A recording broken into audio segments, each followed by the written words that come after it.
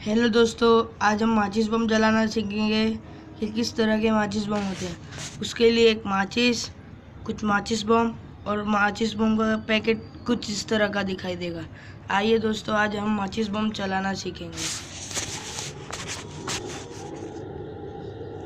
माचिस बम में कुछ इस तरह का होता है, आगे येलो कलर का होता है और पीछे वाइट कलर का होता है। हम माचिस बम को इनसे भी जला सकते हैं और कुछ इस तरह भी जला सकते हैं।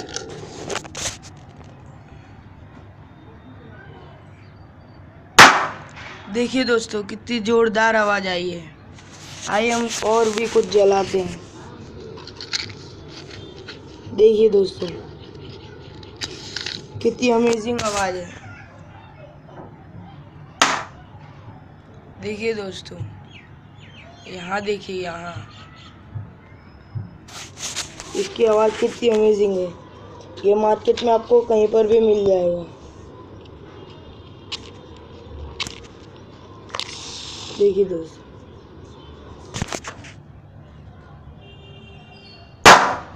दोस्तों, कितनी जोरदार आवाज है।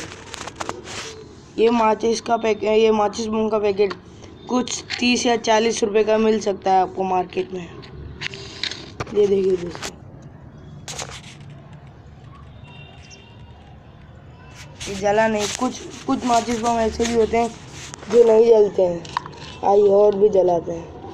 हम इसको इस माचिस से भी जला सकते हैं। देखिए कुछ इस तरह भी।